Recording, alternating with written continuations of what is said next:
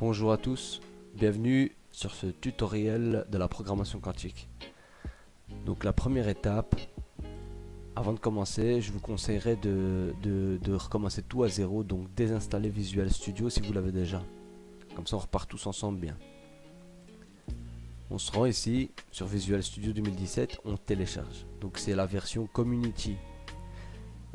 Une fois qu'on lance l'installation, ils vont nous demander à un moment donné quel pack on veut rajouter, quel kit. Donc il y en a trois à cocher principalement, et si vous voulez rajouter vous pouvez. Donc il y a asp.net, vous le laissez, Node.js développement, vous le rajoutez, .net desktop développement ici, vous le mettez. Donc il en faut trois, celui-là, celui-là et celui-là. Ensuite vous installez et vous passez à la suite. Une fois que Visual Studio est installé, tout va bien, tout va correct, il fonctionne, il tourne, parfait. Là il faut installer le kit de développement de la programmation quantique, quoi.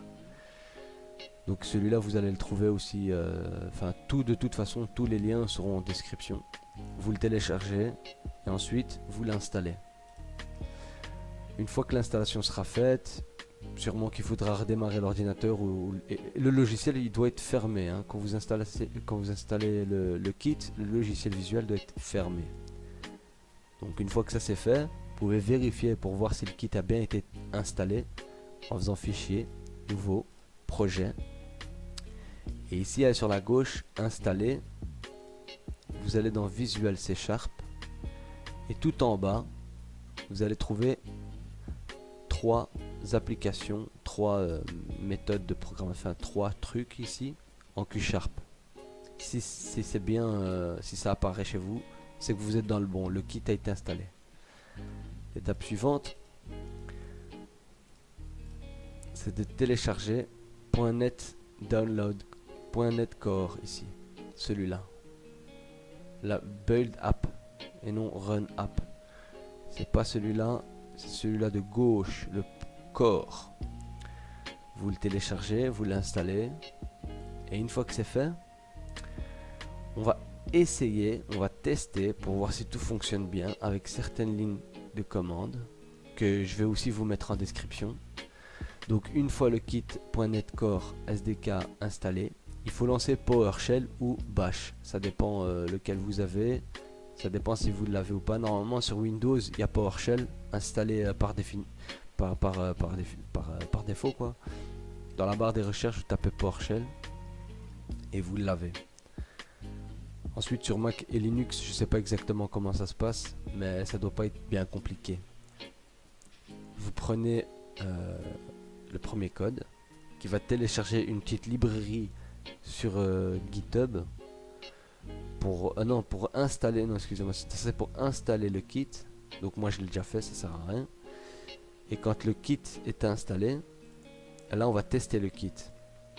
Donc on va télécharger une librairie sur GitHub en prenant cette librairie, en prenant cette ligne de code plutôt, excusez-moi. Quand vous l'avez fait, vous faites cd quantum, donc vous copiez-coller. Moi je l'ai déjà, donc je passe directement à cette étape là. Vous rentrez dans le dossier quantum, puis vous prenez ce bout de code ici et vous allez lancer. Une fois que vous allez lancer, normalement il y a ça qui s'affiche. Donc il y aura 8 tours de 0 à 7. Il envoie faux et reçoit faux, et quand il envoie vrai, il reçoit vrai.